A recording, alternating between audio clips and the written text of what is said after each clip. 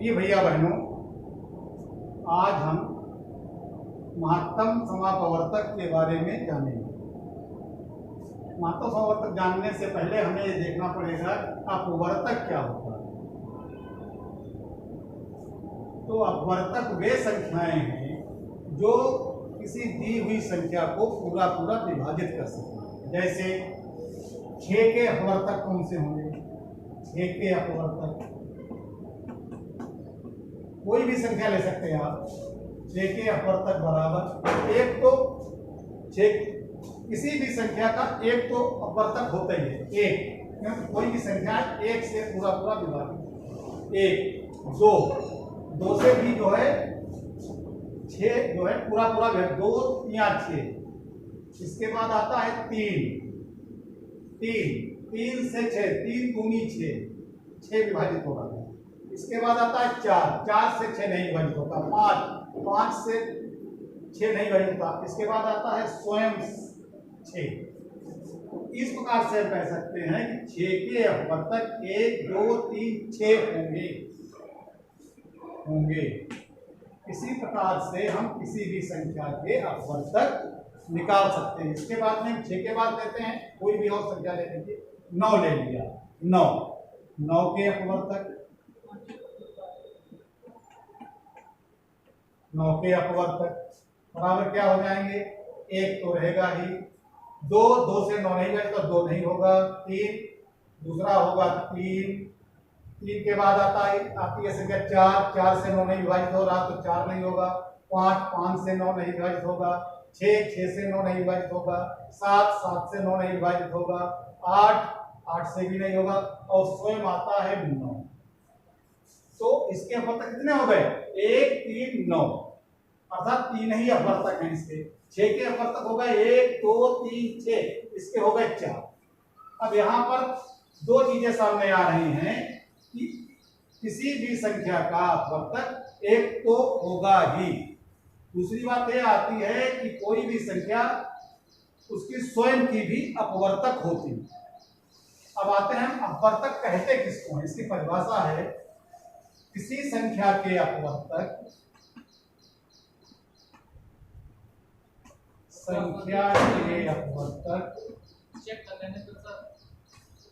किसी संख्या के अपवर्तक वे संख्याएं हैं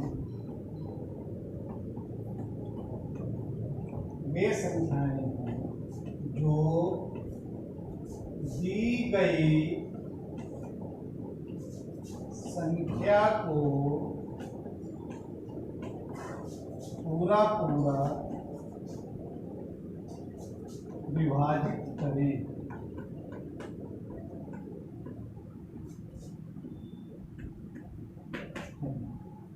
इसी संख्या के अपवर्तक वे संख्या है जो दी गई संख्या को पूरा पूरा विभाजित करें।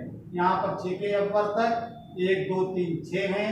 जो दी गई संख्या हमारी 6 है उसको 1 से भी विभाजित किया जा सकता है, 2 से भी विभाजित किया जा सकता है, 3 से भी विभाजित किया जा सकता है, 6 से भी विभाजित किया जा सकता है। इन अपवर्तकों की सहायता से हम इसके समान अपवर्तक और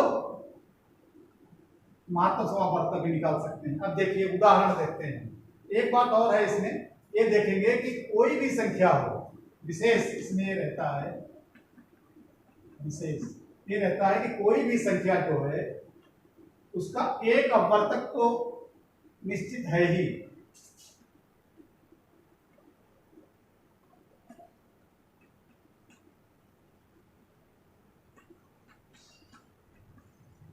किसी भी संख्या का एक अपवर्तक अवश्य होता है।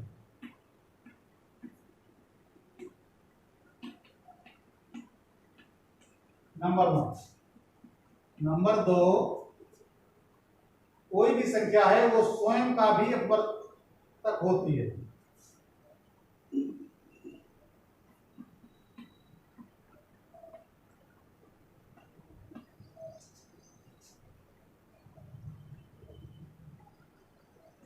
कोई संख्या है वह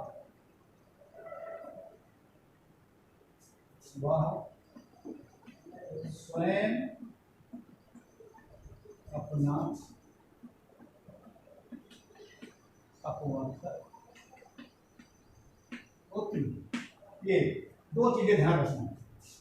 तीसरी बात यह आती है कि किसी भी संख्या के अपवर्तक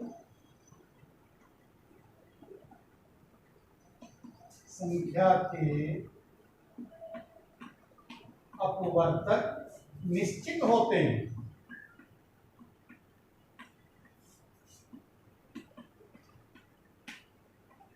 जैसे 6 के अपवर्तक हमारे यहां पर कितने मिले? 1 2 3 और 6, 4 होगा। अब कोई पांचवा अपवर्तक हो इसका तो पांचवा नहीं होगा।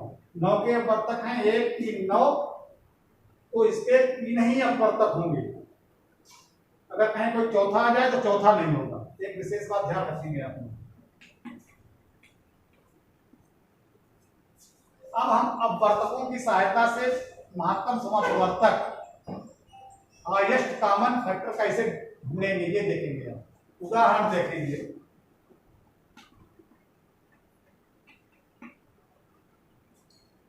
हम ऐसे कोई भी संख्या आप ले लीजिए, 7 ले ली, 21 ले ली। चलिए इसके अपवर्तक हम देखते हैं। के अपवर्तक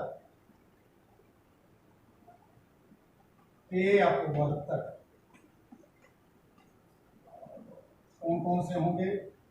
21 के अपवर्तक कौन कौन से होंगे?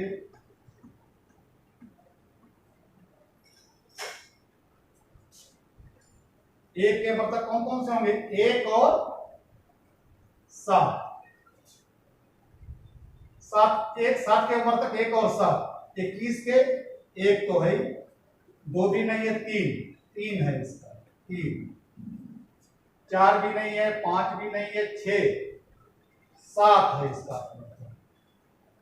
7 8 9 10 11 12 13 14 15 16 17 18 19 20 और कोई भी बीच में इसके अपवर्तक 21 है। अब हम यहां देखते हैं कि इसके समान अपवर्तक कौन कौन से हैं। समान अपवर्तक 7 व 21 के समान अपवर्तक कौन कौन से हैं? एक तो है 1, दूसरा है 7। ये इसके समान अपवर्तक है। अब आता है कि महत्तम का मतलब होता है हाईएस्ट। महत्तम समापवर्तक समान अपवर्तक, महत्तम समापवर्तक कौन सा हो जाएगा? महत्तम माने बड़ा, महत्तम समान माने समापवर्तक। महत्तम समापवर्तक कौन सा हो जाएगा? सबसे बड़ा इसमें कौन सा है? ये हो गया 7। महत्तम समापवर्तक को हम क्या कहते हैं? मासा। हिंदी में इसको 60 में क्या कह लेते हैं? मासा। ये मासा बराबर क्या हो गया? ये हो गया 7। ये कहलाता है महत्तम समापवर्तक। अंग्रेजी में इसको कहते हैं हाईएस्ट कॉमन फैक्टर। महत्तम समापवर्तक क्या कहलाता है? इसे कहेंगे हम हाईएस्ट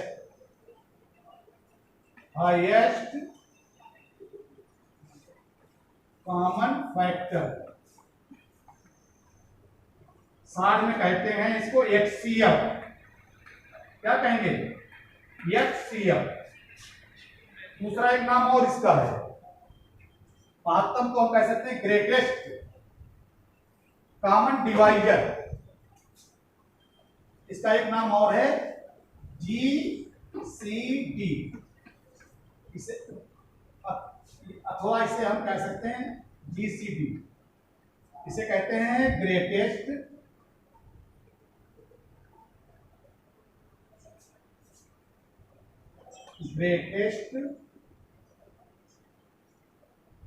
कॉमन डिवाइजर, क्योंकि बांट रहा है डिवाइजर।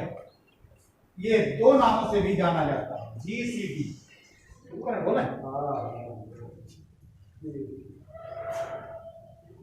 बोले भैया बहनों, अभी तक आप लोगों ने अपवर्तक विधि से महत्व स्वपर्पक करना सीखा। आज हम सीखेंगे अभाज्य गुणनखंड विधि द्वारा अभाज्य गुणनखंड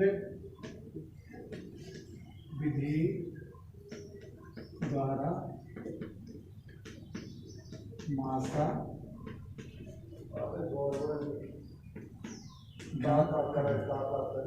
अभाज्य गुणनखंड विधि द्वारा मासा ज्ञात करना कि अभाज्य गुणनखंड विधि से मासा कैसे ज्ञात करें। इसके लिए उदाहरण के रूप में हम कोई दो संख्याएं ले लेते हैं। कोई भी संख्या ले लीजिए, जैसे मैंने ले लिया 144 और 198। 100 उदाहरण ले लीजिए आप, 144 व 198 का मासा ज्ञात कीजिए। यहाँ पर 144 के हम गुणनखंड करेंगे। 144 के अभाज्य गुणनखंड और इसी प्रकार से 198 अभाज्य गुणनखंड।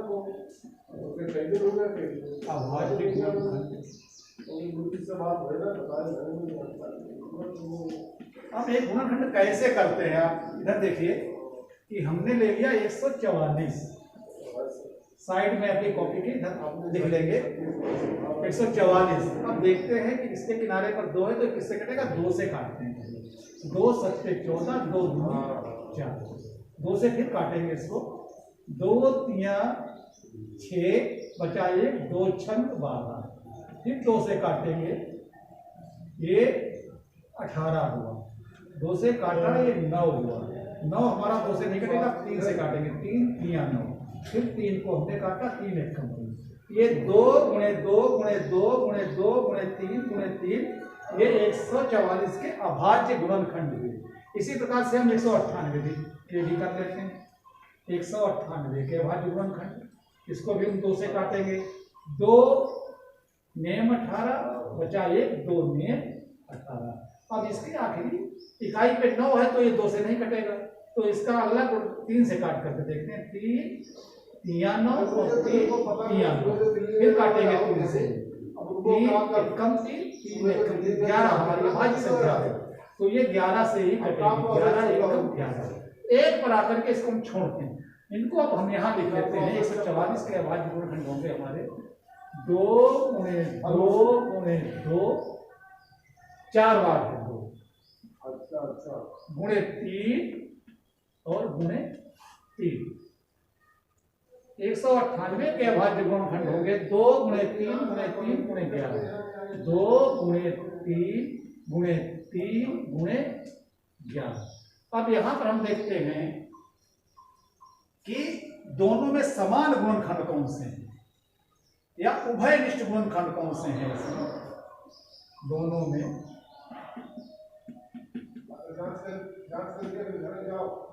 सार भी सब प्रयोग कर सकते हैं। सार गुणनखंड या उभयनिष्ठ गुणनखंड, कुछ भी लिख सकते हैं। तो यहाँ पर 2 है और यहाँ पर भी 2 है, तो हमने 2 लिख लिया। फिर उसके बाद में 2 यहाँ पर है, 2 नहीं मिल रहा, तो ये 2 नहीं जाएगा। इसके बाद हम देखते हैं 3 और 3, ये 3 हो गया। इसके बाद में अभी एक और 3 मिल रहा है हमको, 3 और 3 गुणा 3, और शेष संख्याएं दोनों में नहीं मिल रही। इस प्रकार से इनका गुणनफल हम देखते हैं क्या होता है। 2 गुणे 3 गुणे 3, 3 तिया 9 दूनी 18, ये 18 इनका गुणनफल होगा। इसका मासा हो जाएगा 144 व 198 का मासा बराबर 18। इस प्रकार से ये गुणनखंड विधि है। इसके हम अपवर्तक विधि से भी निकाल सकते हैं। अब एक और विधि आती है आपकी भाग विधि, इसको हम देखेंगे। भाग विधि से इन्हीं संख्याओं को लेंगे हम भाग विधि से, भाग विधि द्वारा।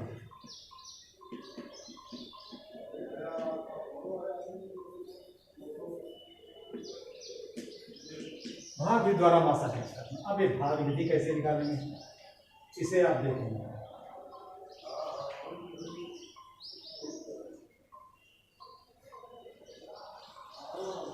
144 से हमने भाग किया 198, 144 से कम 144, 4 में 8 में से 4 गया 4, यहाँ 9 में से 4 गया 5। अब जो हमारा शेष आता है उससे फिर हमारा जो भाजक है उसको भाग किया जाता है। यहाँ पर 144 54 दूना जाएगा, ये 2 चक्कू 8 और 2 पंचे 10, 3 बार नहीं जाएगा। 14 में से 8 गया 6, यहाँ पे बचा 3, 3 में से 0 गया 3। अब ये शेष आया यहाँ पर 144 में से 108 गया 36 आया। 36 से पुनः हम इसको 54 को भाग करेंगे, 36 एक कम, तब तक हम चलते रहेंगे जब तक कि हमारे पास शेष पद शून्य नहीं हो जाता। चलिए 36 से कम 36 मतलब 14 में से 6 गया 8 और यहाँ पे बचा 4, 4 में से 3 गया 1, 18 बचा। 18 से फिर हम 36 को भाग करेंगे, 36 ये 18 दूनी 36। अब जाकर के हमारे पास शून्य बचा, कुछ नहीं बचा शेष पर। अब जो अंत में हम जिस संख्या से भाग करते हैं वही मासा होता है। ये 18 हुआ आपका, मासा बराबर 18। ये हुई आपकी भाग विधि। इस प्रकार से हम भाग विधि और गुणनखंड विधि किसी भी विधि का प्रयोग कर सकते हैं मासा निकालने के लिए। दूसरा कोई उदाहरण हम ले लेते हैं।